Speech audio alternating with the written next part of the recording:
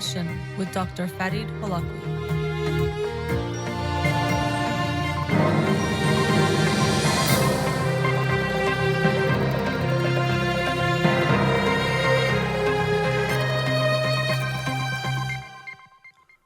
Good evening. Welcome to In Session. I'm your host, Dr. Farid Holakouee, and I'll be with you for the next hour here on Radio Hamra. Won't be taking calls today because I'm also on Instagram Live. You can follow me on Facebook or Instagram, or or follow me on Twitter or Instagram, or like my page on Facebook to get updates on the show or suggest topics or books for the program. And the shows are uploaded at the end of each week to my SoundCloud page and podcast on iTunes. So the books of the week. So I'll get into last week's, but the book for this week is How to Be an Anti-Racist by Ibram X. Kendi. How to Be an Anti-Racist by Ibram X. Kendi. You maybe have seen this book being talked about a lot. I remember wanting to get it a while ago. I wish I had, because actually soon after the George Floyd incident and murder, and then the protests, books like this started to sell out. So I actually had to wait a while to get my hands on it, but I'm happy I did. So that's How to Be an Anti-Racist by Ibram X. Kendi. The book of the week for this week is from last week that I'll talk about tonight, is Economic Dignity by Gene Sperling, which was a wonderful book. As I've described before, I look for books in a variety of ways. Sometimes when you are searching online, it'll show you related books or books you might be interested in, or I'll go around bookstores. Of course, haven't been able to do that for a few months because of the coronavirus. But when I saw that title, Economic Dignity, it definitely caught my attention. When I read a little bit about it, I felt that it would be a good book for me to read. To begin with, I have done a few books in the field of economics lately, and I have done them before as well, but especially now I'm realizing the significance in when we talk about things like race and racism. And the next book is about how to be an anti-racist. But if we want to solve the issues that we have in the world right now related to race and racism, if we don't approach them from an economic standpoint, we won't be able to do enough to help make things better. If we don't approach the aspects of what's going on in an economic way, we won't overcome them, or at least that aspect of things won't be met. So I feel it's important to educate myself and, of course, then talk about these topics on the show, so to give myself a better understanding of what's going on.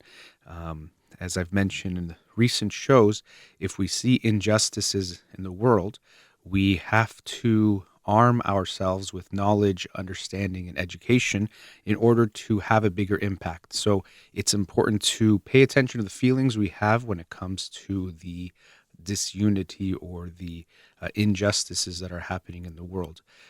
But the feelings themselves are not enough. We have to arm ourselves, get ourselves prepared and ready to make a bigger impact.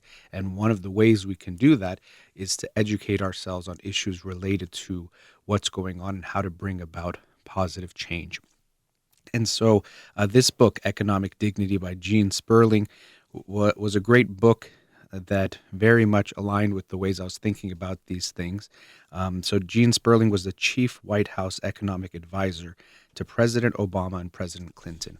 And so this concept, economic dignity, as he talks about in the book, something that I've always been puzzled with, especially recently when I look at things related to the economy and how it's affecting people, is that we sometimes focus on things like growth or GDP, these metrics and numbers that measure something more almost abstract, or just a number, or some specific facet of the economy, but it doesn't necessarily reflect what people are experiencing, which is really what economics is about. We don't just care about GDP to have a number. People are saying we want to look at GDP to look at what is the growth in this year in our country or in the world or whatever it might be, to better understand what's happened. So it's to understand what people are going through, because generally when there is more growth, that means people are having a higher standard of living, enjoying life more, and all of those things which are good. But unfortunately, we can recognize that those numbers sometimes are missing the bigger issues of what's actually going on, what people's lived experiences are. And so Gene Sperling in this book discusses how we need to not, of course, completely get rid of all those metrics and numbers, but realize that they're not enough, and that we should base our economic policy and also assessing how our economy and economic policies are doing based on other factors than just GDP. So he explains economic dignity, which he describes as something that could be like the North Star that guides us when we're making economic policy. And that means that it's not something that's static, that's set in stone, but it's something we have to keep evaluating when we're trying to understand what's going on. So let me tell you what he describes as economic dignity, which again, that title, that concept itself, I like, that our economy is so that everyone has an economic dignity. So he says there's three pillars to economic dignity. The first one is the capacity to care for family without economic deprivation, denying people the ability to experience its most meaningful moments and greatest joys. The second one is the right to pursuit of potential and purpose and true first and second chances. And the third one is the power to work and contribute with respect and without domination and humiliation. So I'll go through those threes a little bit more. So the first one, the capacity to care for family without economic deprivation, denying people the ability to experience its most meaningful moments and greatest joys. So first, the capacity to care for your family, meaning that you can take care of them economically, which makes sense and that's good. But it's not enough just to be able to, let's say, make enough money to pay for the expenses or the minimum of the expenses. That, of course, is a minimum, but as he puts it, to be able to experience the most meaningful moments and greatest joys. So there was a section in that chapter titled something like to be able to put food on the table, but also sit at the table, meaning that if we really want to give dignity to all human beings, and the book was focused on America. He was an economic advisor to two American presidents, and so that was the focus, but of course we can think of this globally as well. We, of course, want people to be taken care of as far as have their basic needs met, of course. But on top of that, people should be able to enjoy their family, spend time with them. Or if someone is sick, have the time to be and take care of their sick child or sick loved one without fear of not being able to make it economically. But far too often, people are given these choices of either have enough money to make it or take care of your kid. And that's a problem. It shouldn't be an either or, where you have to choose. Everyone should be able to have that and make enough money to take care of your family and be there to enjoy them. So I thought that was a very interesting distinction, not just having enough money to survive, which is definitely necessary and a basic requirement that everyone should have a human right. But on top of that, that we should think about how are people allowed to spend time with their family. For example, many moms in the United States can get up to 1 week off when they're giving birth. So imagine giving birth before, during, and after you get 1 week total of paid time off. And then what? Either you go back to work or you're not getting paid. And that's heartbreaking, of course. And even now that child already is probably at a disadvantage based on that economic stress and burden that they are being born into. And so it's important that we take care of everyone or allow for everyone to be taken care of, take care of themselves, their families, and also to be able to spend that time and to be with them as well. So the second one is the right to pursuit of potential and purpose and true first and second chances. So everyone should get the right to see what they want to do. And it's not, he tries to be realistic, and I think he was in the book. So it's not that everyone is going to live their dream, but that everyone should have a chance to meet their potential or to find purpose in their work. And so that includes, of course, things like education. The United States, it's embarrassing how much, based on where you were born and how much money your family has, is going to impact your life in so many ways, but including the education we provide for children. And I think this is heartbreaking and definitely beyond unacceptable to think that if you are a poorer child, you get a worse education than a more wealthy child, meaning your family was more wealthy. And then this is, of course, could affect what you can do in your own life. We know that the quality of education can have big impacts on how far you go in your schooling, and then, of course, your earning potential and things of that sort. So if we want to say, we have the American dream where anyone can make it, yeah, it's true. People from all aspects of life, all socioeconomic backgrounds do make it sometimes, but we know that it's heavily favored in that if you were um, born into a wealthy family, the accident of your birth, if you were born into a wealthy family, your chances of being successful are much higher. And so I know people sometimes will say, well, look at this person who made it, who was born into poverty. That's true. Of course, people can make it, but it's much less likely. And so if we want to talk about a level playing field, that means everyone should have as equal as possible an opportunity to make it as possible, meaning that we don't have huge disadvantages. The example is if you put 100-pound weight on some people and everyone else doesn't have a weight and they go run, of course, sometimes that person with that huge weight on their shoulders can make it and win, but it's not a fair race. So sometimes people like to point to those exceptions to be like, see, this person made it out of poverty. That means that poverty is not holding anyone back if they work hard enough. It's ridiculous to make a statement like that, that it's not, that the opportunities are equal. Actually, LeBron James had a very good commercial for me, very powerful commercial where he talked about himself and he was born into poverty, single mom who barely was making ends meet. Even they were practically homeless or very, very poor for most of his life. And then now he's one of the greatest basketball players of all time, and of course, incredibly wealthy. And at the end of that commercial, he's talking about his humble beginnings, but he said, what if there were no more humble beginnings?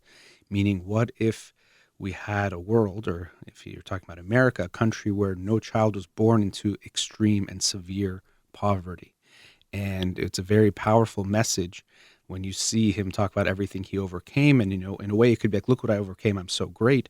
But he's actually saying, I don't want any other child to go through that. No child should be born into those circumstances that I was born into. So I thought it was a very powerful message, and something I think we ideally would want to create is where no child is born into extreme poverty. So if every person is given a fair first and second chance, meaning that even you can make mistakes and try to bounce back, but even that first chance, not everyone is given a fair first chance. When we look at if you are wealthy, the likelihood that your children can go to college is so much more. From the schooling they get, extracurricular things that you do, to consultants and coaches, and forget about the explicit cheating that was happening, and some even celebrities got arrested for cheating to get their kids into college. But even with what is quote unquote legal and okay, it creates a very unfair advantage where poorer children have a much harder time getting into good schools, getting into colleges to begin with, but especially the better colleges and universities. And that's going to have huge impacts on how they can then live their lives and what happens going forward.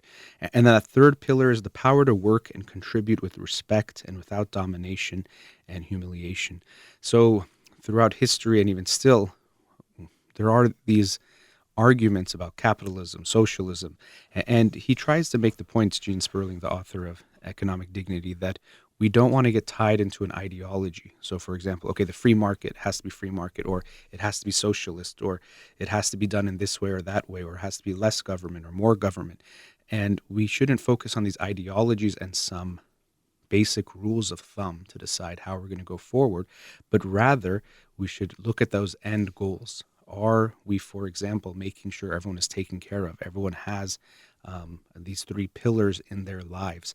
And so throughout history, of course, employers had a lot more power than the employees. And if there was no intervention or no laws or regulations, it's very easy for them to dominate and humiliate them.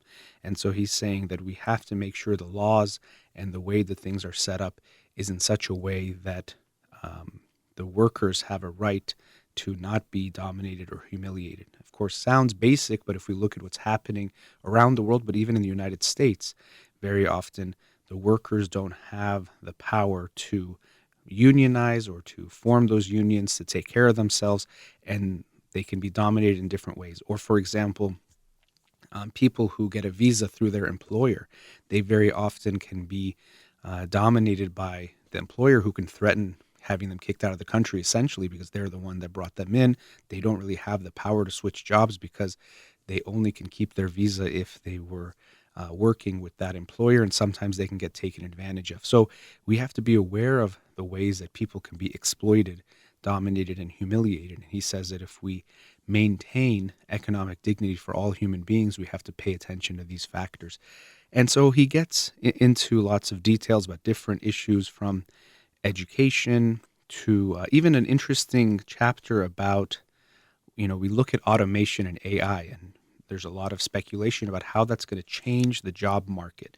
And it absolutely will.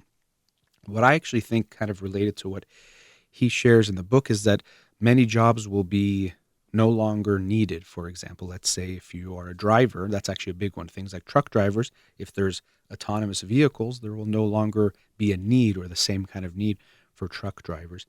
I think what we will see is that we will see a shift towards human contact jobs. And he talks about these double dignity jobs, for example, taking care of the elderly or people with disabilities. That we will see a shift from those types of jobs that machines cannot replicate, human to human contact, early child education. We can invest more of our human capital and human resources into taking care of one another in ways that are actually quite meaningful.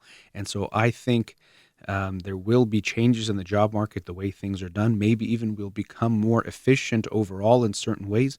So we'll get to spend more time with our families and loved ones. We won't have to work the standard 40, 50, 60 hours, and of course more that some people work, and be able to be there with our family, which goes back to that first pillar of economic dignity, to be able to make enough money to take care of our family, but also enjoy the moments that we could share with our family, those meaningful moments, which I think is so important. I really liked how he made that point, that it's not just enough to say, okay, everyone has enough money to feed themselves and, let's say, even have healthcare, which of course is a big issue in the United States, but on top of that, to be able to enjoy their family. If you bring a baby into the world and you're taking care of that baby, hopefully you have all the medical and diapers and all the things that add up taking care of them, but you should also get to enjoy spending time with your baby and your other loved ones as well.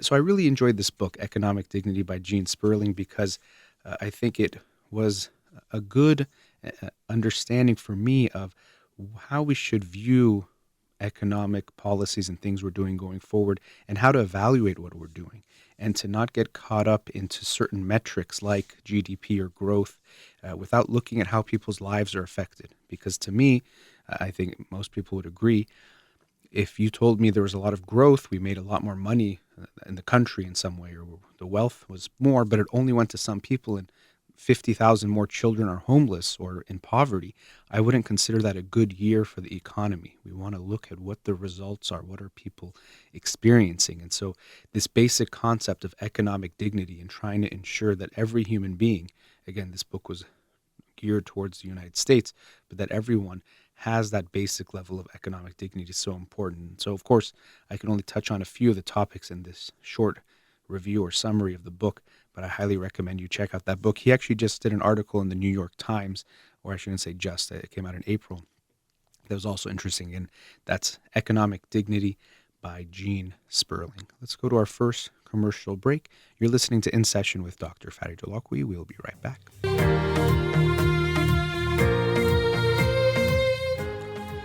Welcome back.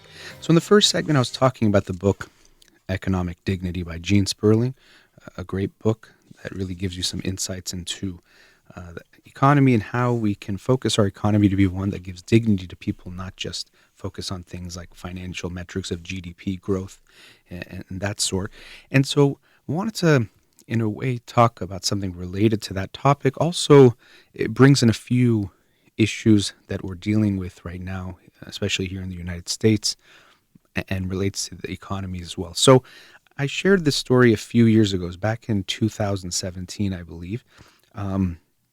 So there was an officer in, I think it's close to the Atlanta area, Atlanta, Georgia, and he gets a call that there's a shoplifter at this store. And so the officer, was actually his first week working, Officer Che Milton. And so when he gets there, he sees that the shoplifter is a 12-year-old girl. And not only is it a 12-year-old girl, already, of course, that could change the way you look at the situation, but she's trying to steal a pair of $2 shoes. And even more, uh, you know, bringing up your compassion for this person, she was stealing them for her, I think, 5-year-old sister, saying that she wanted to do something nice for her and she couldn't afford to pay for the shoes. And so Officer Milton, taking a step in not just saying, well, there's a law and a rule and I have to enforce this rule, realizing that if you arrest this girl for shoplifting, I mean, it sounds horrible to begin with, but it could even affect her future if she now, let's say, has a record, but in general just didn't feel right. And he said rather than arrest her, he decided to see what things were like at her home. And so he takes her home and he sees that she's living in this very poor neighborhood, and their home has almost no furniture, very little furniture in it. There's a mom, apparently it's a mom and dad and 5 kids living in this home. And so, of course, he was sympathetic. His heart broke for them. And he did not, of course, press any charges against this 12-year-old girl. But instead, he went and got them 4 pizzas and some beverages and brought them back. And he paid for them out of his own pocket. And then he left. And later on, he didn't actually bring a lot of attention to this, but people found out in the police department, and he got a lot of positive praise from the police department, and of course, from people. And then the police department is now taking or this was 3 years ago. I don't know what's happened. I didn't look for an update on the story. The police started to ask for donations for clothes and things for the family. And beautiful story, right? And one of those stories that no matter what side of the political aisle you're on, right or left, or you don't have a political affiliation, but almost everyone could like this story from basically beginning to end. Now, some parts of it I don't like, which I guess I'll get to, but that this officer arrived. When we're talking about justice, that's what the rules are for. The laws are there, and that's why we would hope we have them. Justice is about things being right in some way, being fair, being okay. And so to arrest a 12-year-old for trying to steal a $2 pair of shoes, most of us would say is not really fair or just or needed. We don't need that to make the world fair. And then also, especially right now with police officers, and there's so much of a debate about defund the police, abolish the police, and people being angry at the police, and then of course people supporting the police. The police itself has become this very political and polarizing type of an issue. So here we have a situation of a police officer doing something very good. These days, a lot of what we're hearing in the news is something negative that a police officer has done. But here, again, it was from a few years ago, but these types of stories happen. We see a police officer new to the job doing something really wonderful. But this is where, for me, the story, if we look at it a little bit deeper, of course, on the surface, it's great. A few things start to come up. To begin with, he drove into a neighborhood. Well, let me take a step back. The officer did a wonderful thing in, first of all, not arresting or giving the child some kind of a ticket or complaint, but and also then helping out the family. That's wonderful. But when we hear he drove into this bad neighborhood, what we recognize is that this isn't the only family and the only children that are in that situation. And then so there's an outpouring of helping this child. And when you help this child, which is great, we see there's other kids that aren't being helped, and we want to be aware of that or care about that as well. And that can be heartbreaking to see that this child is getting helped, but what about the others? Or this family is getting helped, what about the others? Because a lot of times these cases come up where I talked about one where this boy, I think he was either in a homeless shelter or he was in a very poor family. He became a chess champion, and then there was a GoFundMe page, and then all these people donated money. And what was amazing was that the family, they took enough money just to take care of themselves in a very basic way, but then donated the rest of the money to help others. But we see this outpouring of support to help one family or one kid, and that happens. That's great. But what I find puzzling is people are so in favor of something like this, but then when we think of the government helping families like this, all of a sudden it becomes a political issue. We're talking about, is that a handout? Is it something, is it socialism? It's something not okay. And this is where I have a hard time grasping how those things can both be true. This police officer new police officer, I don't know, makes 50,000, I'm not exactly sure, but not incredibly wealthy individual, takes some of his money to help this family, which I think is beautiful. I think that's wonderful. But then when we think of the government helping people who are poor, all of a sudden we get these debates about should we do it or not. And that's what I have a hard time trying to comprehend or reconcile. If it's a good thing for this police officer to help this family, and then for people to donate their clothes and things to this family, why would it not be better for the government? And I know even when I say that, people, well, the government shouldn't be doing things, less government and all that. But the government has much more resources to take care of people who are in poverty. Why would that not be a good thing? And so for me, that's why this book, Economic Dignity, really stood out. Just the concept, and then reading more about it and then reading the book, was that I think everyone has human rights to be taken care of as far as have the basic needs met. And that as a society, we should always make sure that is the case. So I even, this was wonderful. And what might sound interesting is I think charities are wonderful, right? But when we look at charity, sometimes I get sad when I think, well, why does that charity even have to exist? So I can give an example from my own experience. There's an organization here in Los Angeles called School on Wheels that provides tutoring and academic services for children experiencing homelessness or facing poverty, which sounds like a wonderful organization. Of course, that's why I wanted to get involved and help out. But also just the fact that we have homeless children should, I would hope, be alarming, that we don't just accept that as something necessary, that there has to be homelessness for people in the United States, that children need to be experiencing homeless. Why should that have to be the case to begin with?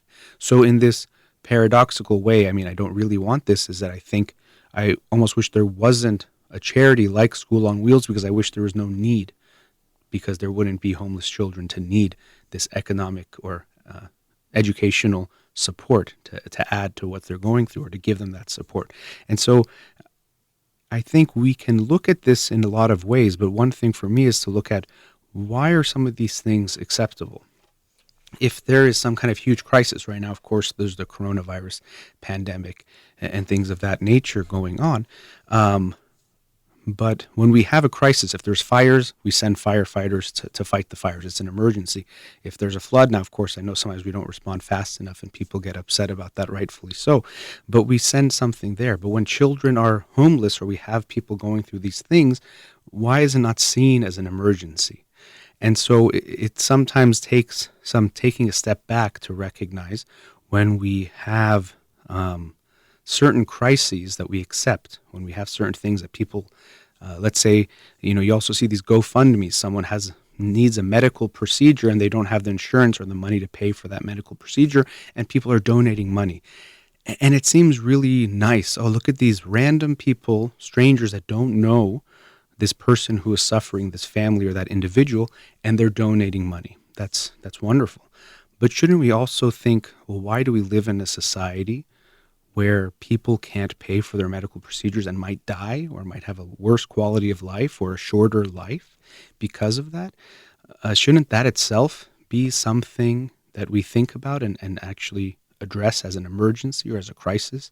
And I think if we look forward and people looking back at our time, they probably will think something like that. How is it acceptable that you have the medical procedures available, we have the technology and the doctors and to do those things, but we don't do anything about it, or those people die? Or in this book, Economic Dignity, he was talking about early education and how so many 3 and 4-year-olds don't get to go to preschool because their family can't afford it, or they live in an area where it's not available, and this can have negative outcomes on their lives. And how can we just accept something like this and say that it's okay? So I read the story of Officer Milton. It is a very sweet story. Again, it's from 2017. You can look it up. I think it's wonderful what he did. He kind of took things in his own hand, took the initiative to realize this was not a case where this child needed to be punished, but rather she needed and her family needed help. And that's another important point that I'll maybe end this segment on, that when we look at things like crime and these issues of police, and it's very complicated, I'm not going to address all of it, but we know that poverty contributes makes it more likely for crime to occur. When you have less poverty, you have less crime in an area. And yet, when we think about police and policing, I've heard it by some people, but less I've heard people saying, well, if we reduce poverty, there will be less crime and situations going on for the police to respond, or of course whoever else responds to have to get involved. We would have less of these things going on. So I hope we can look at these issues and think, what can be different? I think we can imagine a world where we can address some of these things. I don't mean it in an idealistic way, but that we have the resources to take care of people better than we do, and we should make that a priority. Unfortunately, taking care of the poor, very often it might be talked about, but there isn't, of course, a lot of money when it comes to the poor, by definition. And we know that a lot of our politics in the United States, especially, and around the world, many countries, is very much affected by money influencing what's going on. But there isn't going to be money behind a lot of these things, which is heartbreaking that that's what it comes down to. But that's also why, as I said, I try to understand the economics of these situations a little bit better, because I know that in order to make proposals or to talk about change, it's very important to look at how the economics are going to be affected, because that's usually, unfortunately, what it's going to come down to. People have to agree with the economics of the situation, not just think of it as a human rights issue, which a lot of these situations might be. Anyway, let's go to another commercial break, and we'll be right back. You're listening to In Session with Dr. Farid Holakouee.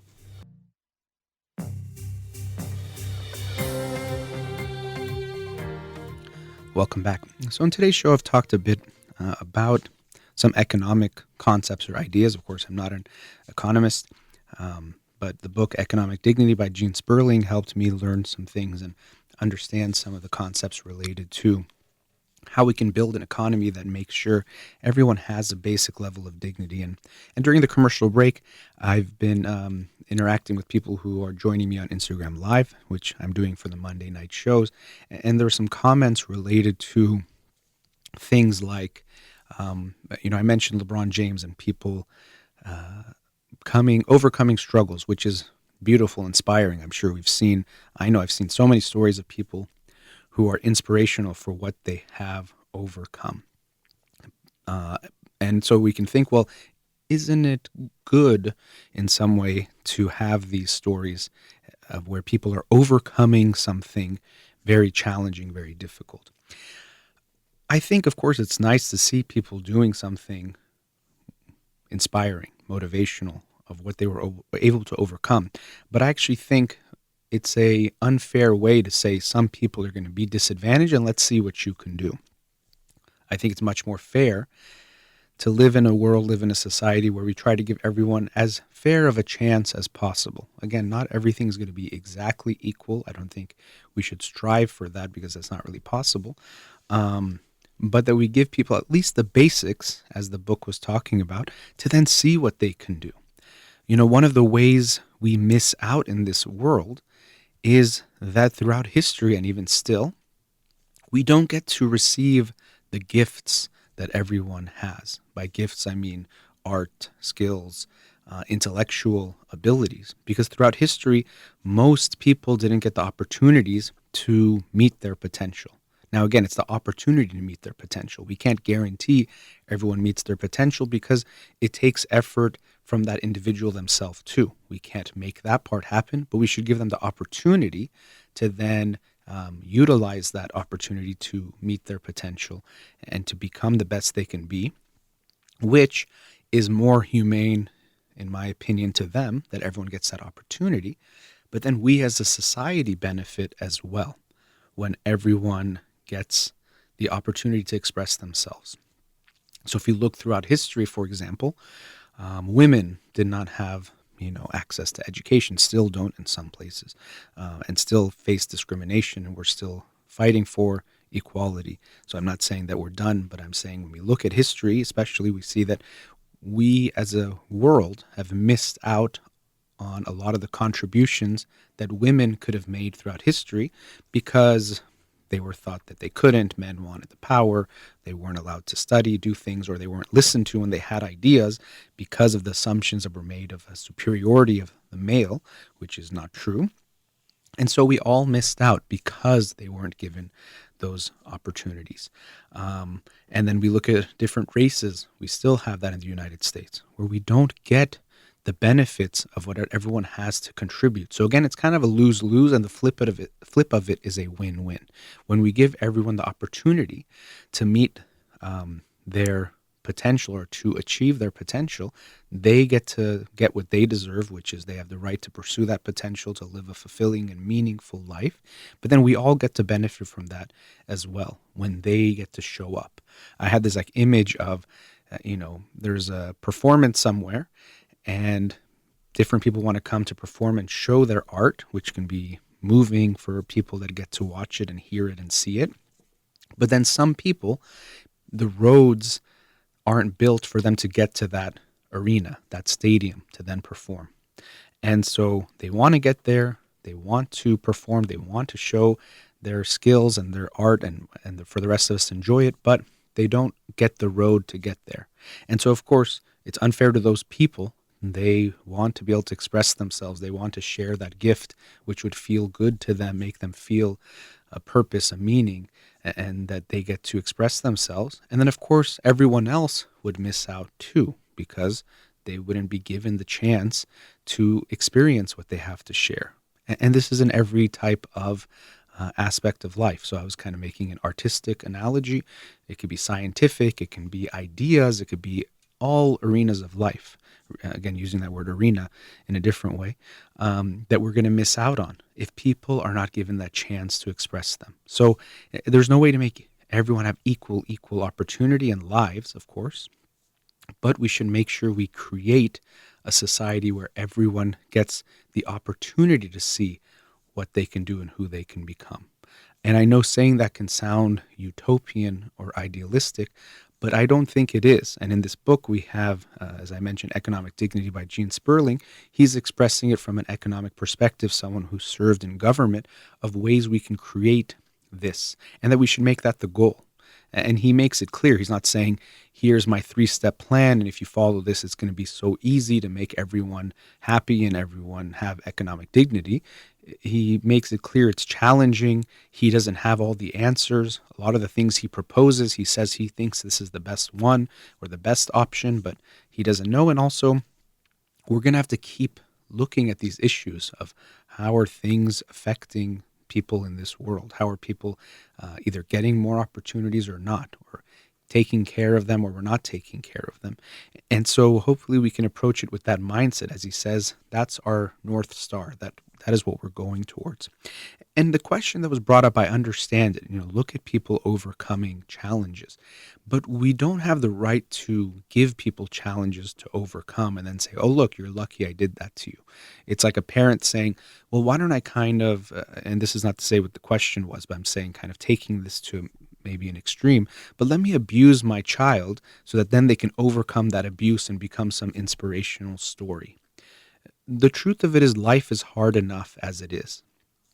Even when we are taken care of in the ways I've talked about, even when we do meet the basic requirements, it doesn't mean life becomes easy. It's just challenging. And actually, we give everyone the opportunity to face those types of challenges of life rather than face the challenges of basic survival. This does actually, in some ways, relate to the book I talked about, I think it was last week or the week before, Transcend, by Scott Barry Kaufman, looking at Maslow's hierarchy of needs, that everyone should get the right to try to self-actualize, to meet their potential.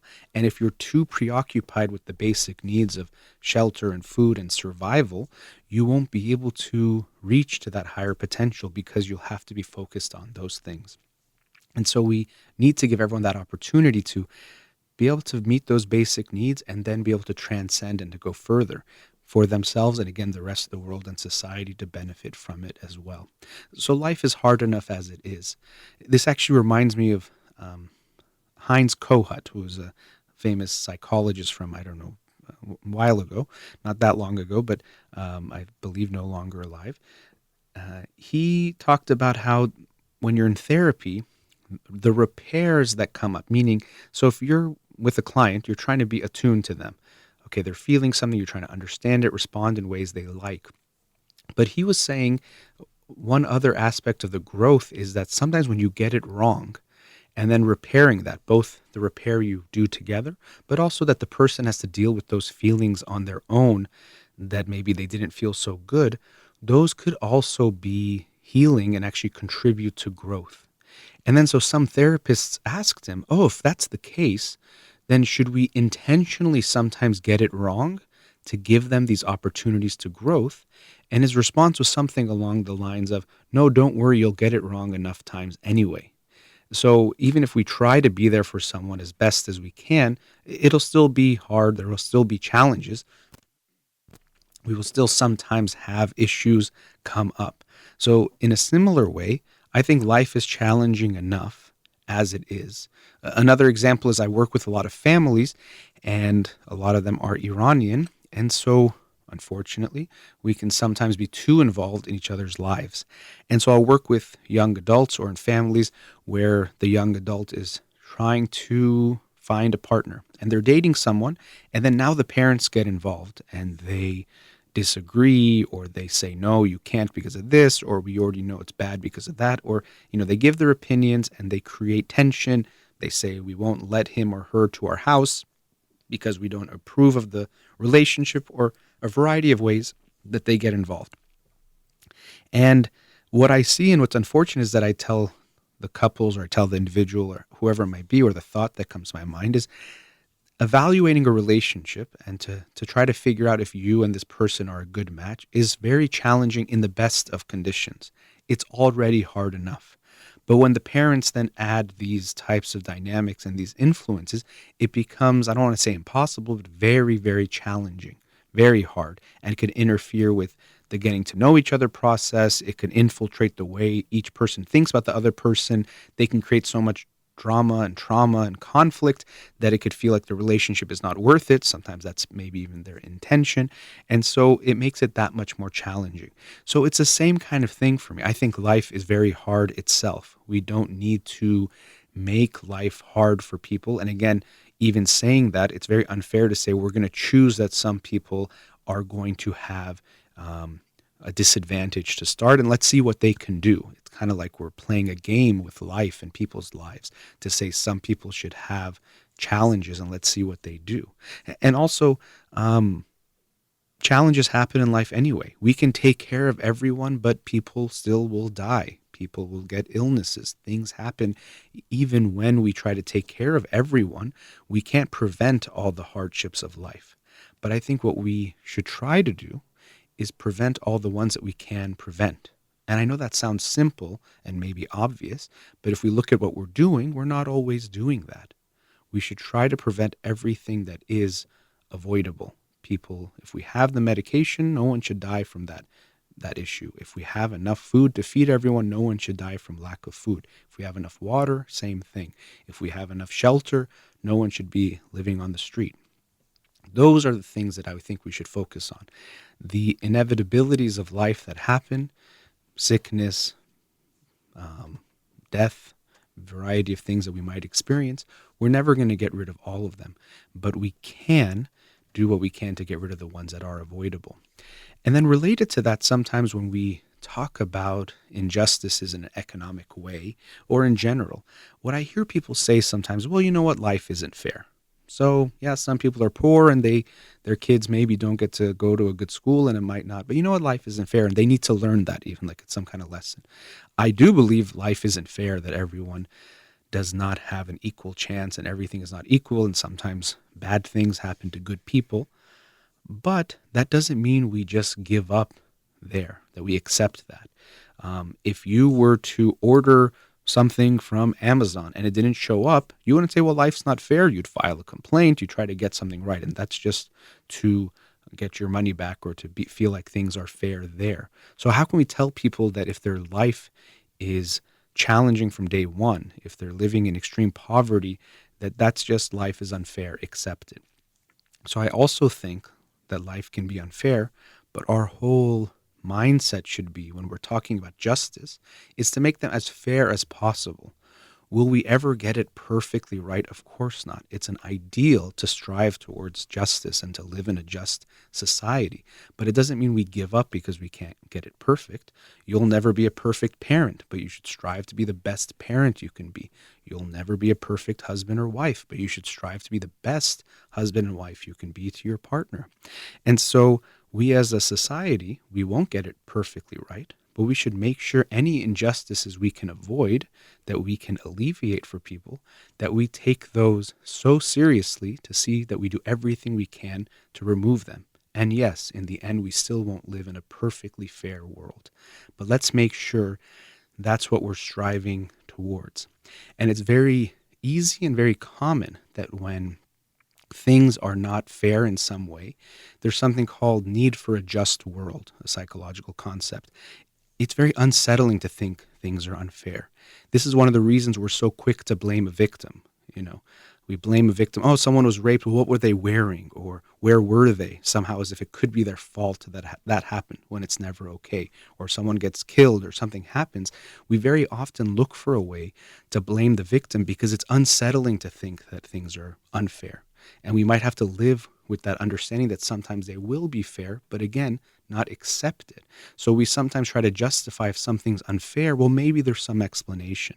Oh, homeless people, maybe they don't want to even be housed, or somehow it's their fault. And always I think, okay, even if those things which are not true are true, what about homeless children? How can you say they're responsible or to blame for their situation? How can we accept that? So to address the question and wrap things up, yes, the world will never be completely fair, but we should look at that justice as our North Star that we are guiding society towards. How can we make things as fair as possible, take care of everyone the best way that we can to make sure the basics are met and they have a possibility to live a life where they can have meaning and purpose and potential be met. And then, the rest will have to figure itself out. And it's something we constantly have to reevaluate because the world is changing, situations are changing, technology changes things, all sorts of things are happening.